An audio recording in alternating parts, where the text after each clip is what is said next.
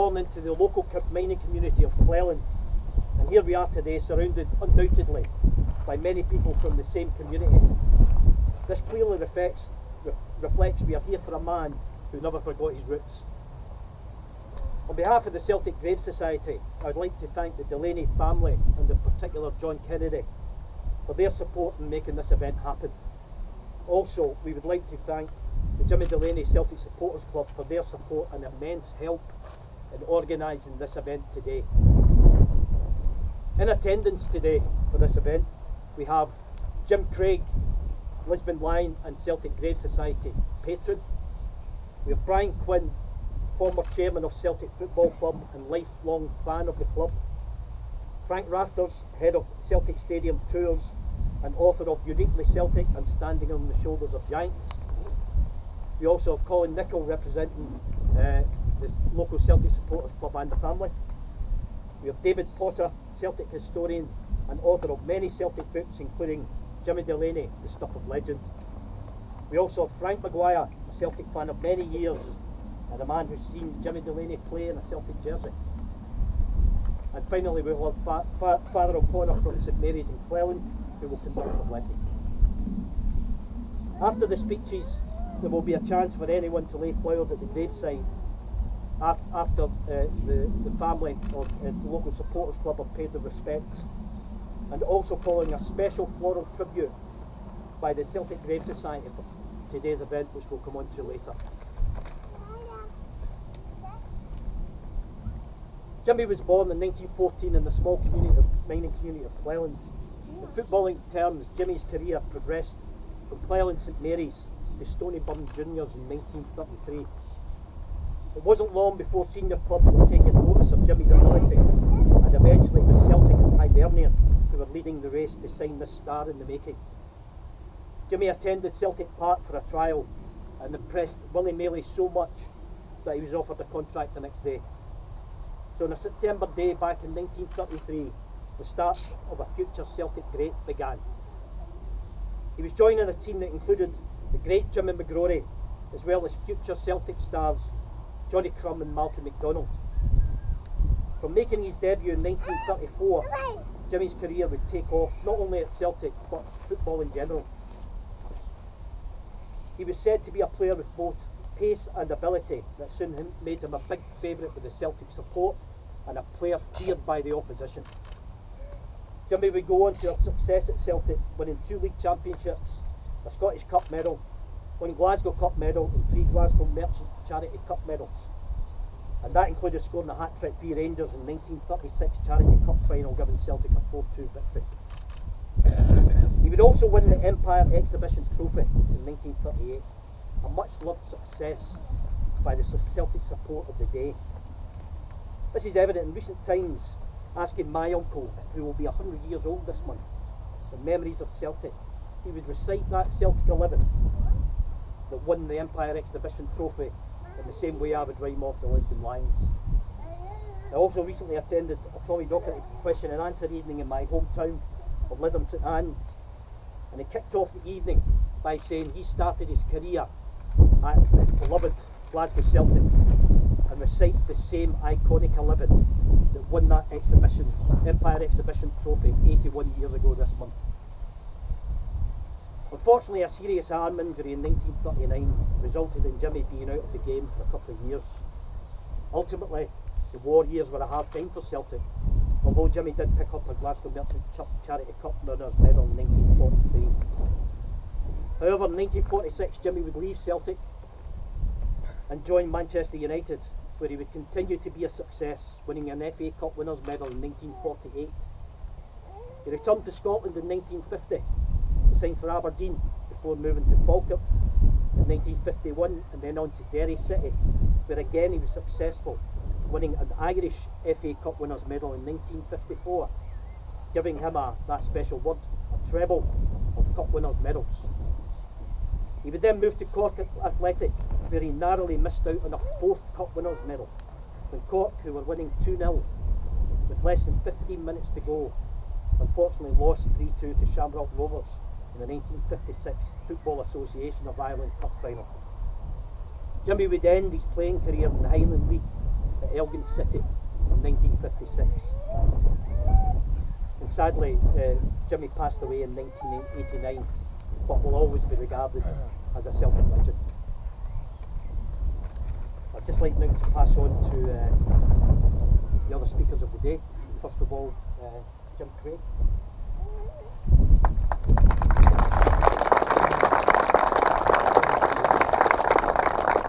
Ladies and gentlemen, right from the very beginning of football, the teams all played in a system. It started off as 1-1-8, one full-back, one half-back and 8 forwards. That was a wee bit kick and rush, so it developed into 2-2-6, 2 full-backs, 2 half-backs, 6 forwards, and then it developed even further into 2-3-5. In the 2-3-5 formation, the centre half, who was the linchpin of the defence for nowadays, was in those days an attacking player, and the 2 full-backs tucked in a wee bit to cover for his frequent absences when he went upfield. But then that all changed about the first the decade of the 1920s. The most intelligent players in any team are always a defender. I say that without any hesitation. And suddenly, defenders started using the heat and using the offside law. Now, the crux of the offside law at that time was that you had to have 3 men between yourself and the opposing goal in the opposition half to be onside. So, defenders started to step up close to the halfway line, and as the ball was passed forward, they would step forward and players were getting caught offside.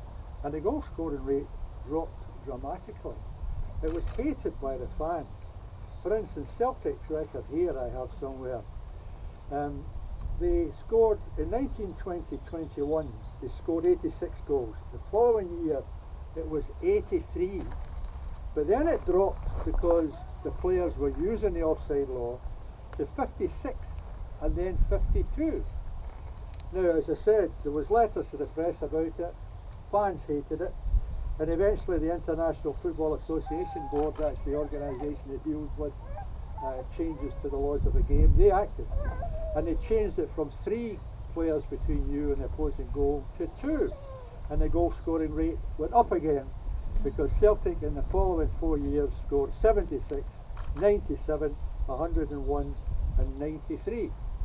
But then the coaches and managers weren't too happy because they were losing too many goals, and they wanted to do something about it. So they changed the attacking centre half to a stopper centre half. And then what happened was that the 2 full-backs who had been covering for the absences of the centre half weren't needed so much. They moved wide and they were up against the wingers. So the wingers got a harder time of it. And that was the system that Jimmy Delaney moved into in 1933 when he started his Celtic career. It took him a year to get to the first team, but thereafter he was a star. Not only getting the crosses across for, as has been said already, for first of all McGuire, Johnny Crumb, and a succession of other players during the war years and the post-war years in Celtic Park, but also being a top goal scorer himself, which for a winger he had an excellent goal scoring record. He also, when he was with Celtic, played in 2 of the most amazing games ever played in Scotland, and they were both in the space of a week. On the 17th of April 1937, Scotland beat England 3-1 at Hampden. It was the first ever all-ticket international, and the attendance was 149,547. An amazing attendance. I wouldn't like to have to go to the toilet at just some point during the game in a crowd that size. And then a week later, in the Scottish Cup final, 24th of April 1937, Celtic beat Aberdeen 2-1 in front of a crowd of 144,303. Absolutely astonishing to think that nearly 300,000 people were at those 2 games. And of course, I know that Jimmy Delaney moved to Manchester United, and I'm sorry to say there was only 99,000 there when they won an FA Cup medal in 1948 when Man United beat Blackpool. These are great occasions, and it's great that we can honour people like Jimmy behind me here for their work for Celtic. So I think I can speak on behalf of Celtic players and fans throughout the world when I would like to first of all congratulate those members of the Kennedy, the Delaney family here today for giving us such a start, and also thank them for providing such a worthy participant in the cause of Celtic. Thank you very much.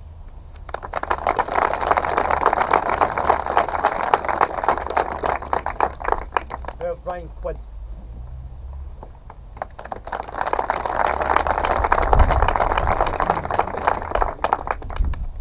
It is truly a great honour for me to be invited to come here today and to say a few words about Jimmy Delaney. It's made my day. There's a personal connection that I want to come back to later on. But before I do that, I'd like to say a few words about the Celtic Grave Society. I live in St Albans, which is about 20 miles north of London. And when some friends asked me yesterday what I was doing going up to Scotland today, and I told them that they could not believe it. And I said, I'm going to be here at the graveside celebrating the life and the play of a great Celtic player, Jimmy Delaney. And they said, are you serious? How many people will be there? I said, well, I don't know for sure. If the weather is decent, there might be upward of 50, 60 people, and I think we've certainly surpassed this here today. And they said to me, this is unique. We don't know of any other club that could generate such commitment and such respect for one of the football players. And I don't think there is any other club that could do that. Celtic is, and this is literally true, much repeated, that Celtic is more than a football club. It is a family. It's a group of people who are committed to an association and to a cause that we all revere, we all enjoy so much. It's customary in most societies and clubs to honour the dead. That's the way societies are perpetuated. If you don't do it, it withers and it dies. Well, it's certainly not withering and dying with the Celtic Grave Society. They're the people who are maintaining the spirit, maintaining the history of Celtic, and bringing back to us, for those of us who need it brought back to them, the splendour, the greatness of the club and of the players that played for it. I want to thank the Celtic Grave Society here today for the fantastic job that they do. I did mention at the beginning there was a personal side to my presence here today, and that is at the age of 7, 1943, my dad took me to Parkhead, it was then known as Celtic Park today, to sit in the stand and to watch Celtic reserves playing against Falkirk reserves. He did that because, in his words, the great Jimmy Delaney was playing for Celtic that day, coming back after injury. It wasn't the infamous injury of the arm break that he suffered in the football match. It was another less dramatic injury. But this was a great occasion, and my father was so proud. We went to what was still referred to then as the new Celtic stand, and we watched Celtic reserves beat Falkirk reserves 2-1, with Jimmy playing in his customary position on the right wing. And he was, as ever, fully committed, full of running, full of speed, full of guile, and I'll never forget that.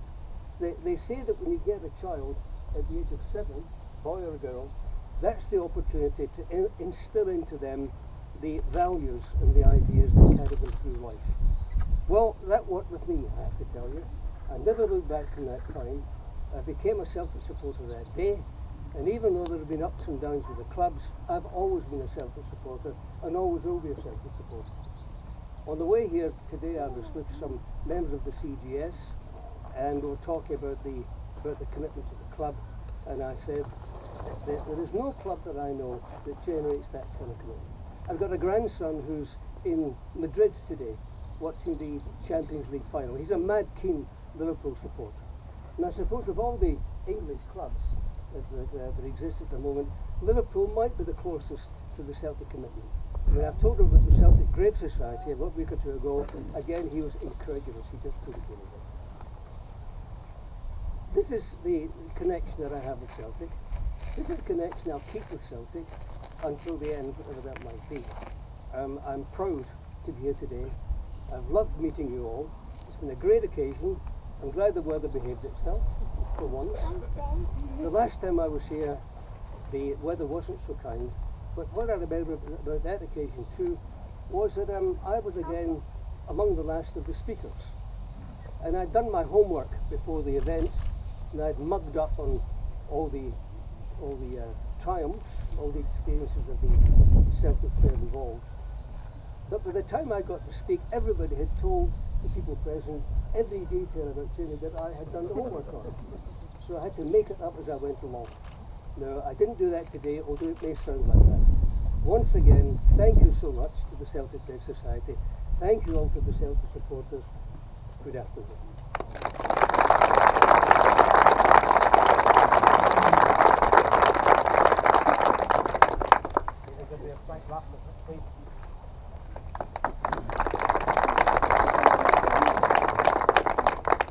Well, good afternoon, ladies and gentlemen. I have to start off by saying to you all that it is a great personal privilege to be asked to do this on behalf of Celtic Football Club today.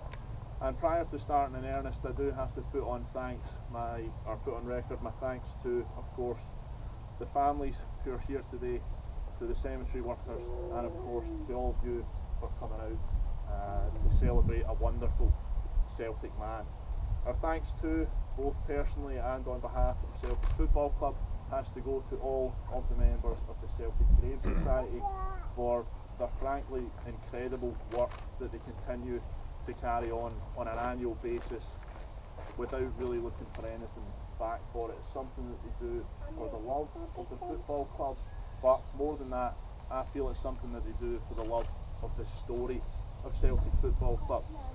Now, for myself as the head of the tours department at Celtic Park, perhaps the greatest responsibility for me personally and for my colleagues, one of whom I can see in the crowd with us today, Brian Sharp there, is that we are tasked to tell the story of Celtic to all the types of different people who come to visit us at the stadium every year. To give you some idea, you're talking about tens of thousands of guests from all walks of life. You're talking about locals, tourists, people from over 90 countries this year, just to give you an example as to how widespread that is. But you're talking about people of all ages as well. And if you want to know how special the story of Celtic is, that's when you have to turn your attention to somebody like Jimmy Delaney. Because without men like this, and without their achievements, which we'll discuss momentarily, that story that we tell on a daily basis, that story that's being told as we speak back at the stadium today, that story wouldn't be the same. It wouldn't be so special. And in all honesty, we might just be like any other football club, because as far as I can see it, the two things that make Celtic truly special are you, the Celtic supporters, and the achievements of the people who play for the football club. So if we turn our attention to Jimmy Delaney, and I'm sure some of the other speakers, as we've heard, will chart his career in some detail, so I'll perhaps skip over that and look at some of the highlights. But what I feel the theme of Delaney's career at Celtic in particular was this. He was there through the good times, and he was there through the bad times as well. And that's not always the easiest thing for any player to do. A lot of them will find that they maybe play in a very good period or a very poor period, but they don't often necessarily overlap. So you look at things like the two league titles in the 1930s, in 1936 and 1938. Jimmy was a prominent member of those sides all the way through the league campaigns. And you look, of course, as Jim said, to the 1937 Scottish Cup final, and of course the Empire Exhibition final as well. So if you want to know what makes somebody who comes to Celtic Park raise an eyebrow about the history of the club, say if you're talking about a tourist who's never been to the stadium, knows nothing at all about the scale and the size and the magnitude around the world of the football club, let's take the 37 Cup final as a good example. When me or one of my colleagues can stand there and say that not only did we win the 1937 Cup final, but we did it in front of a crowd of over 147,000 people in terms of an official attendance, which which is still to this day the highest official attendance at any domestic European match ever. That makes people step back and think, hang on, we are dealing with an enormous football club with an enormous support. But as I say, it's maybe one thing to be a Celtic player and to be viewed as a very talented individual when the team's doing well. It's another thing to be viewed as one of the very talented members of the team when it's not doing so well and when you have to overcome adversity.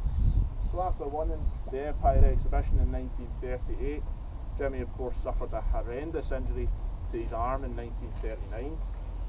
That could have finished some players, but not Jimmy Delaney, who came back, but then found himself playing in an entirely different style of football, an entirely different situation during the Second World War. Certainly one of the lowest periods in the club's history in terms of success. But Jimmy Delaney had that one quality that will always bring a smile to a Celtic supporter's face and will always generate applause, regardless of how good or how unsuccessful the team may be. And that is, to quote Bertie Ault's favourite word, he had the ability to entertain. Entertain. He had the ability to go past a player, to pick a pass, to see a cross, to dribble, to excite the supporters, to unleash quite a powerful shot, and of course to score goals. Now that's one thing, as I say, when things are going well. But when things are not going well for the football club and are not going well around the world in general at this point, you think how much that must have meant to the supporters of the time, that their mind would have been taken off everything else that was going on for just a few minutes or just a few seconds because of the talents and the exploits of this man that we're here to honour today.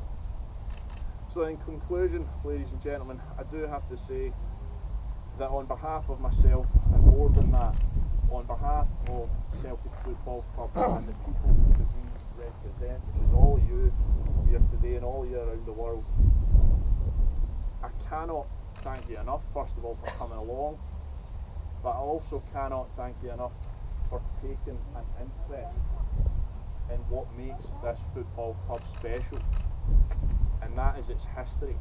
That is the story of Celtic Football Club, and it's men like Jimmy Delaney who make us who we are today. So thank you very much for coming along. Thank you.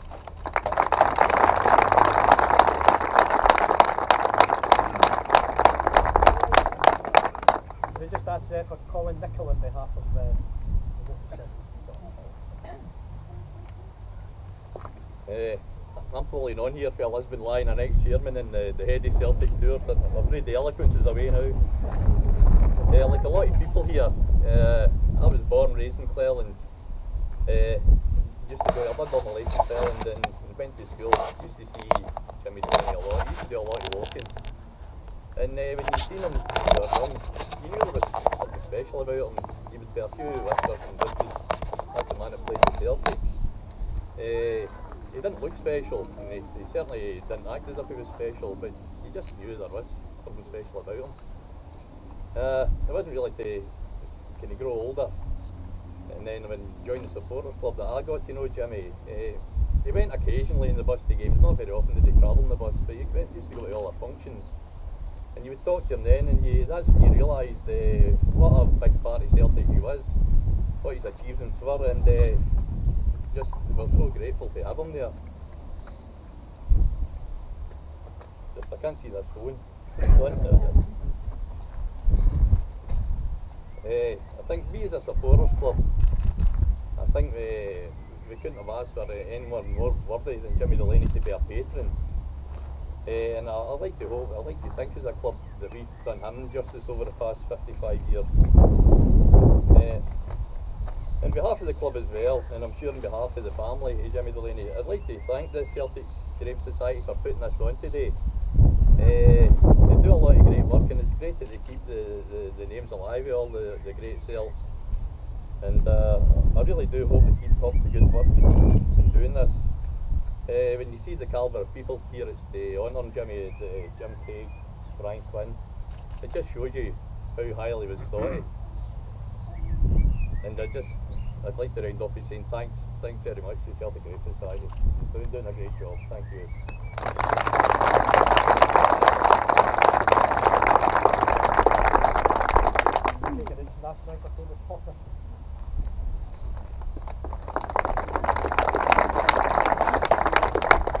Well, much is the talk these days about trebles, but what about a man who won 3 cup medals for 3 different clubs in 3 different countries and in 3 different decades? Now just think of that. 1937 for Celtic, 1948 for Manchester United, 1954 for Derry City, and as somebody said, almost for Cork Athletic as well. It's my tradition in my family. I have 6 grandchildren, and for the first time I see any one of them, I always take their hands and I go, instead of going, this little piggy went to market and so on, I usually go, Bennett, McMenemy, Quinn, Summers and Hamilton, or in this case, Delaney, MacDonald, Crum, Divers and Murphy.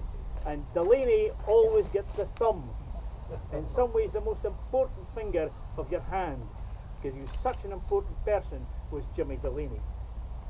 Imagine, if you will, a working class Scottish home. April 1946. The son has just a month or 2 before come home from the Second World War. His mother has saved up all her coupon rations for sausages, a rare treat in 1946. The son is in the other room listening to the radio with his father, listening to the Victory International, Scotland versus England, 0-0. And then, in more or less the last minute, a sudden roar from through the house. The mother immediately left the sausages. She ran through, worrying about her husband's health, because he was an old man. He'd been in the First World War, worried about his health. No, father and son were dancing about the house, saying, Delaney, Delaney, Delaney. Scotland have beaten England 1-0 in the Victory International. And what that meant for the people in Scotland is hard to imagine. My granny then went back to her sausages, and she found the sausages had all stood up in the frying pan and were sizzling, saying, Delaney, Delaney, Delaney. Now, my grandmother told me that story, so it's bound to be true. 10 years previously, he scored 2 goals for Scotland against Nazi Germany at Ibrox, with the swastika flying overhead. Scotland won 2-0, beating Germany 2-0. And Adolf Hitler, who had just coped with, or didn't really cope with, but he was recovering from the sight of seeing Jesse Owens, the American black athlete, winning all the events in his own Olympic Games. He now hears that Scotland had beaten Germany 2-0. Both goals scored by Jimmy Delaney. What put Hitler off his tee and made him swear at Mussolini was the Cleland boy, both true and brave, the true and free, the one and only Jimmy D. Why did Goring shout at his maid and cause the flowers to wither and fade? Why did he spew below his bed? It was Scotland's Jimmy D. The great effect that this man had on really evil people, that has to be said. Also, getting away, still staying with the Second World War, when my father was in Cairo, he met a man from Arbroath, and this man was called Attilio Becky, sometimes pronounced Becci, and he was the man who had broken Jimmy's arm. He was the one who had stood on Jimmy's arm. And so my father, in mock anger, went up to him and said, "Why did you break Delaney's arm?" And he said, "Oh, I'm sorry." The man was genuinely sorry for what he'd done, and it turned out that Attilio Becky was himself Celtic daft. And he said he lived all his life, you know, since that event in 1939, worrying about it and being totally upset about what he'd done to Jimmy Delaney. When I did my research for the book, this book here, I was very much helped by the Delaney family, and I loved the wee stories that they told me about him. Like, for example, his obsession with punctuality.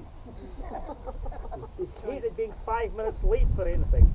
And the fact that he sometimes couldn't even bother, couldn't bear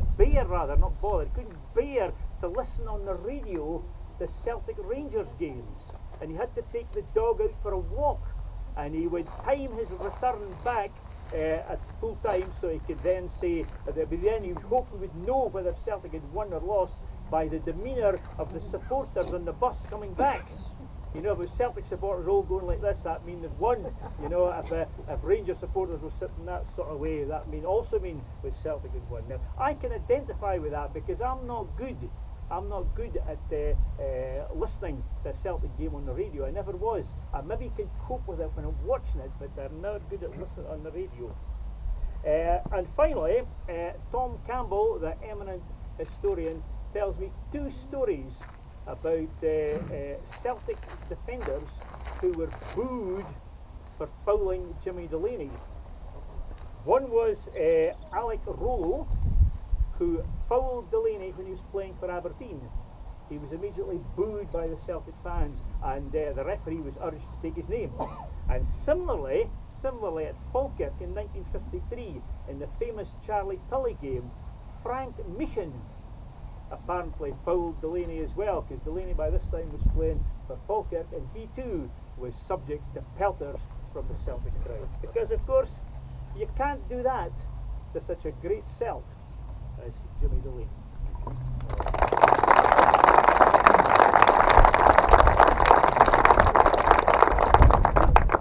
Now just have a few words from Frank McGuire. Well, I first saw Jimmy Delaney as an 8-year-old, 1937. You all look so young here. And not only has he been impressing Willie Bailey, but of course he's impressed the SFA selectors because he had picked up the 2 points for the one against Germany. But I was taken to Chelsea Park with my uncle, and it always had a sort of prime location right down near the dugout. You could lift kids up with their feet in the track, and that's where I saw Jimmy Delaney going up and down to my heart's content. So I don't remember much about individual games, but things that stand out in my memory was 1938. That was just the end of the football season, and they played the Glasgow Charity Cup, which was a magnificent trophy. And I remember that was the first time I'd been in Hampden, and it was quite intimidating because up to the left were thousands of these people who were cursing and hurling up the team I loved. That hit me like a sledgehammer. But I get used to it. But they all ended quite well because when Celtic won the game, I think it was slightly cursed from the 2 goals we chalked off. So, but just to talk about Delaney there, that reference to scoring 2 goals against Germany. My uncle was eventually called up for the army, and he was heartbroken because he couldn't see Celtic. But he used to get into a lot of arguments with English people, you know, in the barrack room, and he always raved about Stanley Matthews. And he said, he says it's taken me 6 years to beat the Germans. He says Delaney did it in 90 minutes.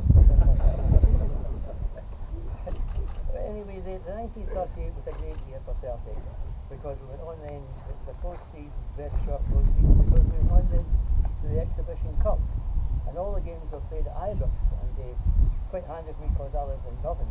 I usually avoided Ibrox, but all the games were played at Ibrox, and a couple of things stand out. That Celtic were playing Sunderland in the first game, and again I was in my usual position down at right at the dugout, and the teams were coming off at half time, no scoring, and there was a Sunderland supporter came round and was right behind me, and he picked out Carter, Rich Carter, who was a brilliant footballer for him. I'm automatic selection for England for years, and he called out to Carter, he says, Rich, best of luck, Rich. And Carter shouts back, no problem, we'll let them in the second half. Well, you can imagine the response behind us here at those comments. There was a lot of strong language here. But anyway, the other game I remember the incident where he was injured. I can't remember, it might have been Hearts. And he got injured, and the men and the trainer told him to come off. And he just refused point blank. Couldn't come off. That he just played on because there was no substitutes allowed in those days. So anyway, that moves on to the horrendous injury in April 1949. And the war started, of course. And football, I thought they were going to stop football altogether. They did for a couple of weeks, but they restarted. But there was no sign of Delaney. And it was a question of, when he would come back, or if he would come back. And the war started, and Celtic team just almost disintegrated. People just left, they were transferred, they went away to do war work somewhere else. And it was a shadow of the team that had been in 1938. It didn't affect Racing at all, because he just carried on as if nothing had happened. And that gave rise to the comment that 1914, the first into the trenches in France, the Connaught Rangers, the Irish regiment. 1939, the first into Harland and Wolves, the Glasgow Rangers. So the patriotic team, So they carried on as if nothing had happened, and Delaney came back eventually, but it was a one-man problem. He did it all himself, and those were the barren years for Celtic. The war years were terrible for Celtic, and eventually it was in 1946 he and Malky MacDonald were asked for some kind of recognition, because both of them had been there so long, and they thought they deserved some recognition, but they didn't get any recognition. Celtic just transferred them. I think Malky MacDonald went to Brentford, and Jimmy Delaney went to Manchester United. But during the war years it could have been different, because Celtic could have taken in the best players as they were known at that time. English players came up here, were stationed here, and played for teams like Hamilton Accies and Morton. And these stars turned out played for these teams and took services in the game. But Mark Busby came up, he was stationed for a couple of years here, and he offered his services to Celtic, but no. There's a regulation, £2 is all you could take. So the other teams were paying only £2, but expenses were up to £4. So Mark Busby played for a couple of years for him. So as I say, the barren years for the war years. But Malky MacDonald and Delaney, he actually got a reception in the St Andrews Halls. I remember going to it, and that was the only real recognition we got in Celtic. So it was a wonderful reception. And as I say, Delaney played on, and during the war years, of course, he would play so well, they wanted to select him for Scotland, but they couldn't get insurance to cover him. No insurance company would take the risk, but eventually one did, and it was 1944 Celtic. Scotland were playing England at Hampden, and we used to go down to Carlton Place to select the 50 team.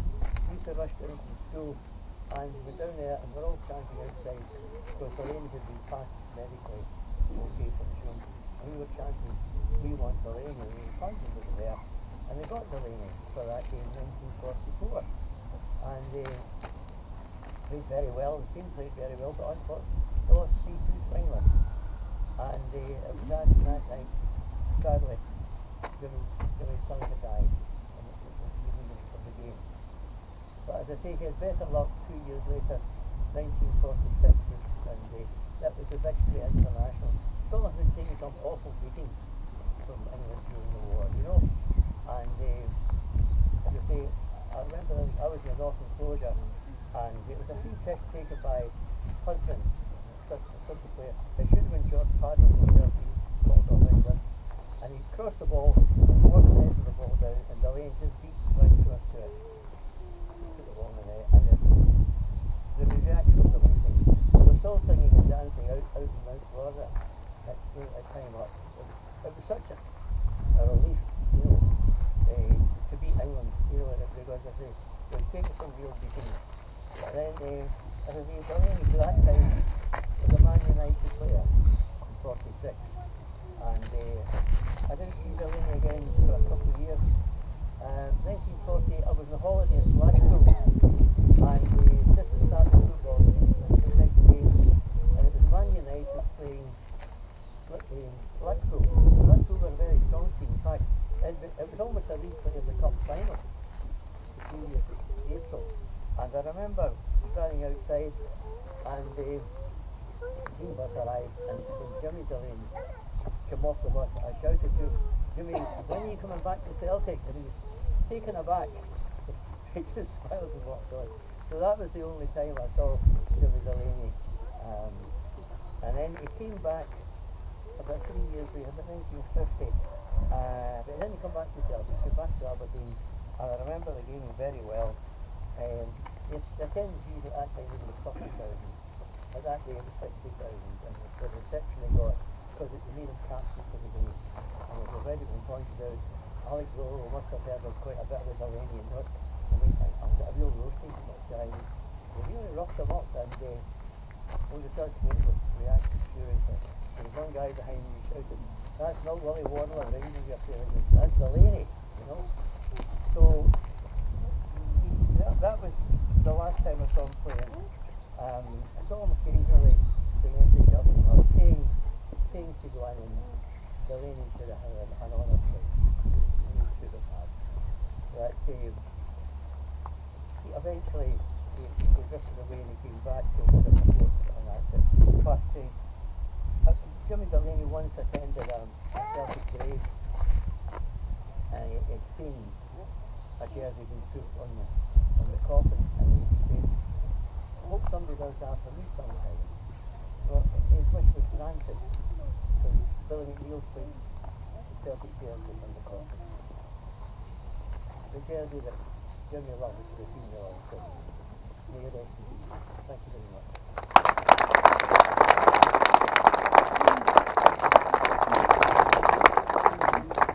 Okay, before we get to the laying of flowers, we just ask Father O'Connor please to do a blessing.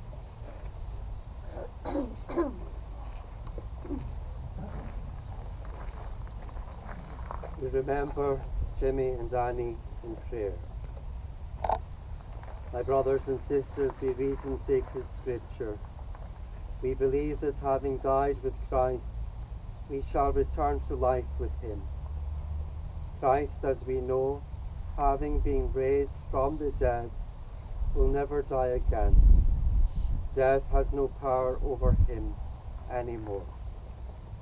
And the response is, I hope in the Lord, I trust in his word. I hope in the Lord, I trust in his word. Out of the depths I cry to you, O Lord. Lord, hear my voice. O let your ears be attentive to the voice of my pleading. I hope in the Lord, I trust in his word. If you, O Lord, should mark our guilt, Lord, who would survive? For with you is found forgiveness. For this we revere you. I hope in the Lord, I trust in his word. My soul is waiting for the Lord. I count on his word. My soul is longing for the Lord, more than watchmen for daybreak. I hope in the Lord, I trust in his word. Because with the Lord there is mercy and fullness of redemption. Israel indeed he will redeem from all its iniquity. I hope in the Lord, I trust in his word. Perhaps we can also remember and prayer those famous players who've died in the last few weeks, and also remember in prayer Bishop Divine, who would have loved this event today. And so we pray, eternal rest grant unto them, O Lord, and let perpetual light shine upon them.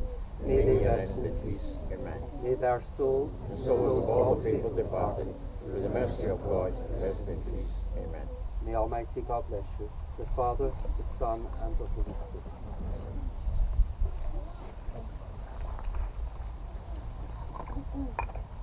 Okay, as we just get towards the end of the event, I'd just like to thank all of our speakers today and Father O'Connor for the blessing. But before we have a special floral tribute arranged by the Celtic Red Society, I'd just like to ask for the floral to be brought forward on behalf of the Red Society. And behalf of the local Jimmy Delaney CSC.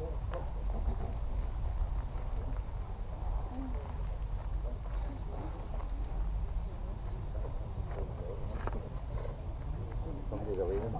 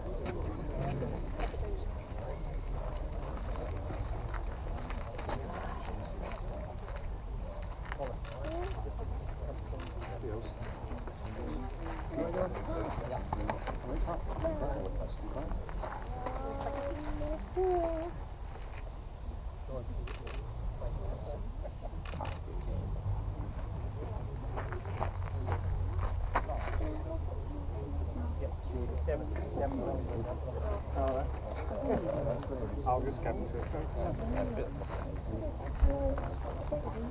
Alright, what we've done today is a special tribute, is that we've contacted all of Jimmy Delaney's former clubs and asked if they would like to provide flowers for today's event. Each club has said that they were actually privileged to be able to do that for Jimmy Delaney. The time he was with their clubs would vary, the success he would have had at those clubs would vary. But all the way up, obviously, from Celtic, from Manchester United, all the way down to Elgin City, have actually provided club flowers for today's event. So I'd just like to start with providing, first of all, flowers from Elgin City, who Jimmy finished his career with.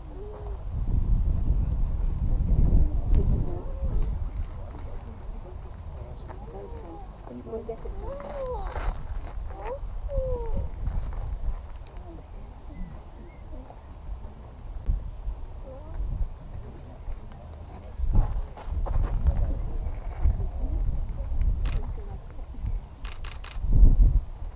Now flowers for Cork Athletic.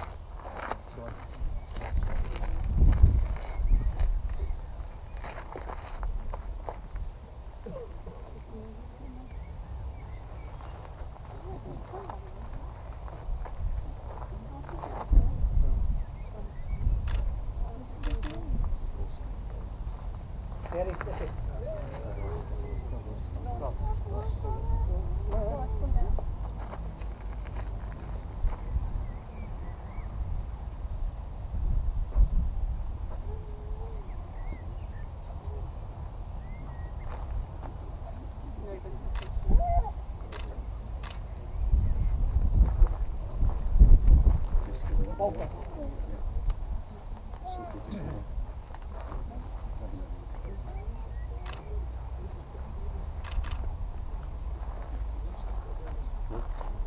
Aberdeen Football Club have come from their former Players Association.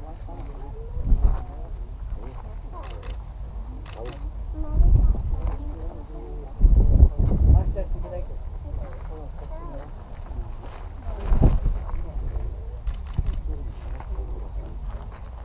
Celtic Football Club.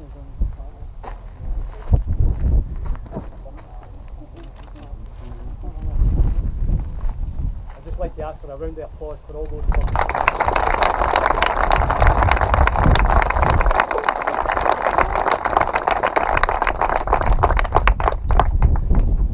The Celtic Racing Society makes a special presentation of flowers today.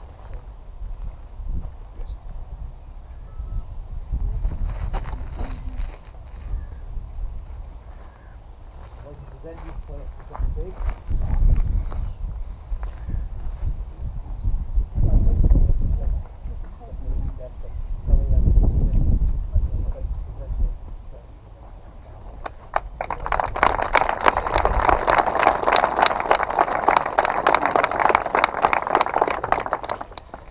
If there's anyone else who's got any flowers, then please go ahead and lay them accordingly.